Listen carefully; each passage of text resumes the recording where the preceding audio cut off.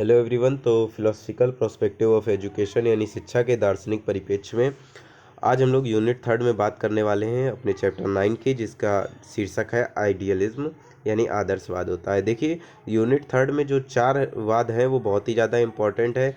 एक तो आदर्शवाद यानी जिसको हम लोग आइडियलिज्म कह रहे हैं। इसके बाद आता है प्रकृतिवाद जिसको हम लोग नेचुरलिज्म कहते हैं। उसके बाद आता है प्रकार्यवाद जिसमें हम लोग प्रैग्मेटिज्म कहते हैं। और सबसे लास्ट में जो आता है हमारा, वो है हमारा यथार्थवाद यानी जिसको हम लोग कहते हैं रियलिज्म कहते हैं। ठीक है, तो ये 4 जो हैं वाद, इनसे हर बार एक क्वेश्चन बनता है। तो इसलिए हम लोग बात करने वाले हैं आदर्शवाद के बारे में। चलिए देखते हैं कि आदर्शवाद होता क्या है और मतलब किस तरीके से इसको डिफाइन करेंगे अगर आपके पेपर में आ गया। तो देखिए, जितने भी वाद हैं ये बहुत ज़्यादा कन्फ्यूजिंग है, और इससे पहले के वीडियोज़ अगर आप लोगों ने ना देखे हो तो प्लेलिस्ट में जाके डिस्क्रिप्शन से देख सकते हैं। आप बस ये याद रखिए, आदर्शवाद जो है इसमें जोर किस पर दिया जाता है। आदर्शवादी जो हैं वो इस जोर देते हैं आत्मा पर, और आत्मा के साथ में ये जोर देते हैं ब्रह्म पर। ठीक है, ये केवल इन्हीं दोनों चीज़ों की सत्यता को स्वीकार करते हैं और अपना पूरा जीवन केवल और केवल आत्मा और ब्रह्म की सेवा में गुजार देते हैं, ताकि इनका अंतिम लक्ष्य जो होता है वो होता है मोक्ष की प्राप्ति। अगर आप लोगों को ये 3 चीज़ें भी आप लोगों को पता है तो आप लोग जो है आदर्शवाद को पूरी तरीके से अच्छे से लिख सकते हैं। ठीक है, देखिएगा जितनी भी बातें होंगी इस पूरे आदर्शवाद में वो आत्मा, ब्रह्म और मोक्ष की प्राप्ति को लेकर के होंगी। पाठ्यक्रम ऐसा चुना जाएगा जो आत्मा एवं ब्रह्म से संबंधित हो और मोक्ष को प्राप्त करने वाला हो। ठीक है, तो चलिए, आप लोगों को ना यकीन हो तो मैं आप लोगों को खुद ही दिखा दे रहा हूँ इसमें किस तरीके का ये दिया गया है। ठीक है, तो यहाँ पे कलर दूसरा हम लोग कर लेते हैं जिससे कि आप लोगों को देखने में आसानी रहे। ठीक है, तो देखिए यहाँ पर बात करते हैं कि आइडियलिज्म जो है वो अंग्रेजी भाषा का शब्द है। इसका हिंदी रूपांतरण जो होता है वो आदर्शवाद होता है। सारे नोट्स खुद ही बनाए, बहुत मेहनत लगती है। आदर्शवादी दार्शनिक जो हैं वो विचारों को केवल सत्य मानते हैं। ये कहते हैं कि अपने विचार जो हैं वो शुद्ध रखने चाहिए। क्यों? क्योंकि विचार ही जो होते हैं वो परमात्मा से मिलने यानी ब्रह्म से मिलने का एकमात्र साधन होते हैं। इस वजह से ये केवल और केवल विचारों की सत्यता को मानते हैं।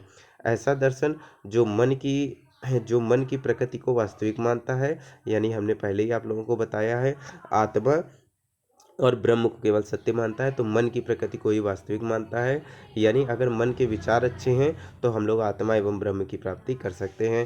मन अथवा अध्यात्म पर जोर देता है। तो देखिए, लास्ट में वो शब्द अब आने लगा है कि अध्यात्म पर जोर देता है। रॉस ने क्या कहा है? रॉस जो है वो आदर्शवाद के पक्षधर है। तो रॉस ने कहा है, संसार की उत्पत्ति का कारण मन और आत्मा है। वास्तविक रूप मानसिक चित्रण का रूप है, मतलब मानसिक चित्रण ही सब कुछ है। और जो संसार की उत्पत्ति हुई है वो मन और आत्मा से हुई है। मैंने आप लोगों को पहले ही बताया कि मन आत्मा से जुड़ा हुआ मन है, तो आत्मा और ब्रह्म के बारे में पूरी बात होगी इस पूरे के पूरे आइडियलिज्म में, उसी के पीछे पीछे जाएगी। फिर देखिए, यहाँ पर हेंडरसन आ जाते हैं। हेंडरसन क्या कहते हैं? हेंडरसन के अनुसार होता है कि मनुष्य के जीवन का सबसे बड़ा पहलू आध्यात्मिक मूल्यों को प्राप्त करना है। मतलब उसका अंतिम लक्ष्य जो है वो आध्यात्मिक मूल्यों को प्राप्त करना है, और साथ में मोक्ष की प्राप्ति है। मनुष्य इन मूल्यों को सीमित मन से प्राप्त करता है। अब देखिए, जैसा कि हमने बताया था कि हर एक जो वाद होते हैं उसमें 3 तत्व जरूर बताए जाएंगे। एक होता है तत्व मीमांसा, एक होता है ज्ञान मीमांसा, और एक होती है मूल्य मीमांसा। तो तत्व मीमांसा की बात करते हैं कि तो हमें तत्व मीमांसा में ये बताना चाहते हैं कि जो आदर्शवाद है इसमें अगर हम लोग मतलब ब्रह्म की प्राप्ति करना चाहते हैं तो हमें किन तत्वों का अध्ययन करना चाहिए। ठीक है, और इन तत्वों का ज्ञान जो है वो हमें किस प्रकार से प्राप्त करना चाहिए, तो उसके लिए ज्ञान मीमांसा आती है। और अगर इन तत्वों का हम लोग ज्ञान प्राप्त कर लेंगे तो हमारे जीवन का अंतिम लक्ष्य क्या है, वो मूल्य मीमांसा में आता है। तो देखिए, सबसे पहले आदर्शवाद में हमें किन तत्वों का अध्ययन करना चाहिए, तो हमने अभी बताया था यह विचारधारा विचारों पर आधारित है। तो इसके अनुसार विचार ही सत्य हैं, भौतिक जगत जो है वो असत्य है। इन्होंने संसार को असत्य माना, केवल आत्मा और ब्रह्म को ही सत्य माना है। तो हमें किन तत्वों का अध्ययन करना है? हमें अपनी आत्मा तथा आध्यात्मिक चिंतन को ही महत्व देना है, और हमें आत्मा तथा आध्यात्मिक चिंतन का ही अध्ययन करना है। प्लेटो कहते हैं संसार भौतिकता में विचारों में है। मतलब संसार और भौतिकता में ये जो लोग हैं ये विश्वास नहीं करते हैं। मन तथा तर्क को महत्व यहाँ पर दिया जाता है आदर्शवाद में। ठीक है, फिर डेकार्टे जो कहते हैं वो कहते हैं मन ही प्रमुख है, मन के अलावा जो है वो कुछ भी प्रमुख नहीं है। जरा ज्ञान मीमांसा की हम लोग बात करते हैं। ज्ञान मीमांसा के अंतर्गत हम लोग देखते हैं तो यहाँ पर ज्ञान मीमांसा का है तत्व का ज्ञान जो है वो किस प्रकार प्राप्त किया जाए, ये ज्ञान मीमांसा में बताया जाता है। तो आदर्शवाद जो है उसमें हम लोग बात करते हैं आत्मा के ज्ञान और आध्यात्मिक ज्ञान प्राप्त करने के लिए। तो जो हमें आत्मीय ज्ञान होगा वो इंद्रियों से प्राप्त होगा, हम किसी चीज़ को छू कर देखेंगे, समझेंगे, परखेंगे, तभी हमें ज्ञान प्राप्त होगा। और साथ ही साथ में सम्मतिजन्य जो सभी के द्वारा मान्य होगा वो ज्ञान होगा। और चिंतनजन्य ज्ञान ऐसा ज्ञान होना चाहिए कि जिसका हम लोग चिंतन कर सकें तथा हम लोग आत्मा एवं अपने मन को शुद्ध कर सकें। आदर्शवाद में ज्ञान का आधार जो है वो तर्कड़ा बुद्धि को माना जाता है। किसी भी चीज़ को परख करके तर्क के माध्यम से जब हम उसकी सत्यता को जानते हैं तो हम उसको अपने मन में आत्मसात कर लेते हैं, ये हमारी ज्ञान मीमांसा है। मूल्य मीमांसा क्या है, मतलब जीवन का अंतिम लक्ष्य क्या होता है। तो जीवन के अंतिम मूल्य सत्यम शिवम सुंदरम माने जाते हैं। जीवन में संयम, धैर्य, ज्ञान और न्याय की प्राप्ति करना ही इसका आदर्शवाद का मुख्य उद्देश्य होता है। ठीक है, तो आदर्शवाद और शिक्षा की बात करते हैं। अब देखिए, ये तो जो आदर्शवाद था ये था कि जनरल तौर पे या स्पेसिफिक तौर पे आदर्शवाद क्या होता है। लेकिन अब हम लोग जब बात करेंगे कि आदर्शवाद का शिक्षा में क्या महत्व है, वह शिक्षा में पाठ्यक्रम किस प्रकार से निर्धारित करता है और किस प्रकार से देखता अपनी विचारधारा रखता है, तो उसके बारे में भी हम लोग बात करेंगे। तो आदर्शवाद में किस तरीके की शिक्षा दी जानी चाहिए, तो आदर्शवादी शिक्षा की प्राचीनतम विचारधारा को मानते हैं। यहाँ पर इस तरीके से ये बोला गया है। तो आदर्शवादी जो है वो प्राचीनतम विचारधारा को मानते हैं, मतलब ये अपने जीवन के अंतिम लक्ष्य किसको मानते हैं, मोक्ष की प्राप्ति को मानते हैं। तो मोक्ष की प्राप्ति के लिए क्या है, मनुष्य के जब तक सारे गुणों का विकास नहीं होगा और उसके अंदर की प्रसुप्त प्रवृत्ति जो है वो बाहर नहीं आएगी, तब तक वो मोक्ष की प्राप्ति कैसे कर सकेगा।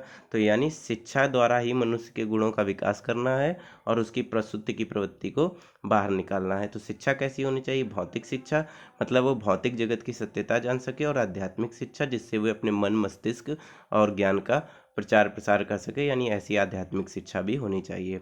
अब देखिए शिक्षा के उद्देश्य क्या होने चाहिए, यहाँ पर आप लोगों को सब कुछ स्पष्ट हो जाएगा। शिक्षा के उद्देश्य जो हैं वो व्यक्ति का उच्चतम विकास एवं आत्मानुभूति होनी चाहिए। मतलब व्यक्ति का जो है वो विकास हो जाए और साथ ही साथ आत्मानुभूति हो जाए। व्यक्ति का आध्यात्मिक विकास हो सके जिससे वह जीवन के समस्त मूल्यों को जान सके। और फिर लिखा है कि आदर्शों एवं मूल्यों की प्राप्ति, अमर आदर्शों एवं मूल्यों की प्राप्ति, मतलब वो अच्छे आदर्शों और मूल्यों की प्राप्ति कर सके। सांस्कृतिक विरासत की समृद्धि, सांस्कृतिक विरासत जैसे मान लीजिए हमारे जो काव्य, मतलब वेद हैं, पुराण हैं, संस्कृति है, इन सब का भी उसके अंदर विकास जो है वो हो जाना चाहिए। बालक का बौद्धिक विकास करना, और इसके साथ साथ जब इतनी चीज़ों का विकास होगा तो बालक के बौद्धिक विकास तो हो ही जाएगा। यानी शिक्षा के ये मेन उद्देश्य हैं। इसके बाद भी आप लोग अन्य उद्देश्य लिखना चाहें तो लिख सकते हैं। बालक का सर्वांगीण विकास करना, बालक के मतलब जैसे कहिए तो बुद्धि का विकास करना, बालक के विभिन्न पक्षों का विकास करना, बालक में बहुतत्ववाद का विकास करना। इस तरीके से आप लोग बहुत सारे उद्देश्य और भी लिख सकते हैं। आदर्शवाद और पाठ्यक्रम की बात करें तो याद रखिएगा कि पाठ्यक्रम इसमें किस प्रकार का होना चाहिए आदर्शवाद में। तो आदर्शवाद का जो पाठ्यक्रम है वो लिखा है कि मानव विचारों, आदर्शों और अनुभव पर आधारित होना चाहिए। मतलब क्या होना चाहिए, पाठ्यक्रम ऐसा हो जो कि मानव विचारों पर आधारित हो और आदर्शों पर आधारित हो।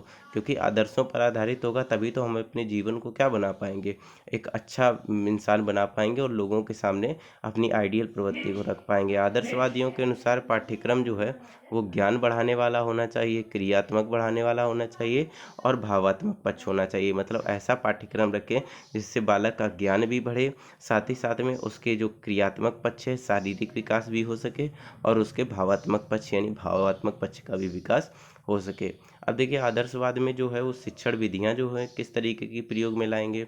तो शिक्षण विधियाँ जो हैं ऐसी होनी चाहिए जो बालक को सीखने के समान अवसर दे। जाहिर सी बात है, बालक जब तक नहीं सीखेगा तब तक वो किसी भी तरीके से विचारों पर नियंत्रण, या कह दीजिए तो एक तरीके से मोक्ष की प्राप्ति नहीं कर पाएगा। तो इसमें क्या होता है कि आगमन निगमन विधि। अब देखिए आगमन निगमन विधि क्या होती है, ये होती है पहले उदाहरण दिए जाते हैं फिर नियम स्पष्ट किए जाते हैं। यानी सामान्य से विशिष्ट की ओर निगमन विधि जो होती है उसमें पहले नियम बताए जाते हैं फिर उनसे धीरे धीरे उदाहरण दिए जाते हैं। फिर इसमें आती है प्रश्नोत्तर विधि, यानी जैसे मान लीजिए कोई बच्चा अपने गुरु के सामने बैठा हुआ है तो वह गुरु से प्रश्न करके उस चीज़ की सत्यता को जान लेगा। गुरु और शिष्य के मध्य संवाद होना चाहिए। गुरु जो है शिष्य जो है वो गुरु के मध्य तर्क रखना चाहिए। गुरु को अपने शिष्य को निर्देश देना चाहिए। और साथ ही साथ में फिर उसके बाद में उसे उन चीज़ों की ड्रिल भी करानी चाहिए, यानी अभ्यास भी कराना चाहिए, तब जा कर के उसका ज्ञान जो है वो पूरी तरीके से मजबूत होगा। फिर आदर्शवाद व शिक्षक की अगर हम लोग बात करते हैं, कैसा शिक्षक होना चाहिए, तो याद रखिएगा आदर्शवाद में जो शिक्षक की भूमिका होती है वो सबसे ज़्यादा होती है, मतलब एक महत्वपूर्ण स्थान दिया जाता है। क्योंकि अगर शिक्षक नहीं होगा तो बच्चे को मूल्य कौन बताएगा कि कौन से मूल्य अच्छे हैं, कौन से मूल्य खराब हैं, उसके अंदर मूल्यों का विकास कौन करेगा। इस तरीके से शिक्षक के सानिध्य में बालक का सर्वाधिक विकास होता है और बालक को खुला नहीं छोड़ा जा सकता है।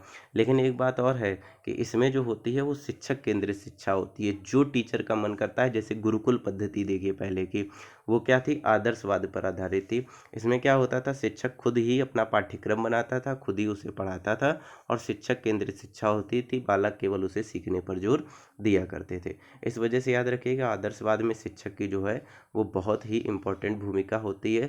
लेकिन ये है कि ज़्यादा से ज़्यादा कठोर क्या कहते हैं, मतलब जो शिक्षक है वो बालक के प्रति नहीं हो सकता है। आदर्शवाद और अनुशासन जो है उसमें कहते हैं कि जो बच्चा अगर अनुशासित नहीं होगा, आदर्शवाद का मानना है बालक अपने लक्ष्यों को तभी प्राप्त कर सकेगा जब वह पूर्ण रूप से अनुशासित हो। अगर बच्चा जो है वो अनुशासित नहीं होगा तो कभी भी वह अपने विचारों पर नियंत्रण नहीं रख सकेगा, कभी भी वह स्वयं के जीवन पर नियंत्रण नहीं रख सकेगा और इस तरीके से धीरे धीरे बालक जो है वो पशुत्व प्रवृत्ति को प्राप्त कर लेगा। इसलिए अनुशासन होना बहुत ज़रूरी है। इसी वजह से शिक्षक केंद्रित शिक्षा जो है वो आदर्शवाद इसमें मानते हैं। लेकिन याद रखना कठोर अनुशासन नहीं होना चाहिए। ऐसा नहीं होना चाहिए कि नहीं बच्चे को खूब मार रहे, खूब पीट रहे, उसके बाद उसको अनुशासित कर रहे, पढ़ तो कैसे नहीं पढ़ेगा, तो ये सब नहीं होना चाहिए। तो आई होप आइडियलिज्म जो है वो आप लोगों को समझ में आया हो। तो आइडियलिज्म में हमारे पास इतना ही कंटेंट था। मैंने अपनी तरफ से पूरी कोशिश की है कि आदर्शवाद जो है वो आपको समझ में आ जाए। मेन फोकस किस पर रहता है, किस तरीके से काम करते हैं, ये सब चीज़ें मैंने आप लोगों को बताई। वीडियो अगर ज़रा सा भी अच्छा लगा हो, सेकेंड और थर्ड फोर्थ सेमेस्टर में इसी तरीके के वीडियोस चाहते हो तो चैनल को सब्सक्राइब करें, चैनल के साथ जुड़े और इसी तरीके से चैनल और आप दोनों लोग आगे बढ़ते रहे। मिलते हैं हमारे नेक्स्ट वीडियो में, तब तक के लिए बाय बाय।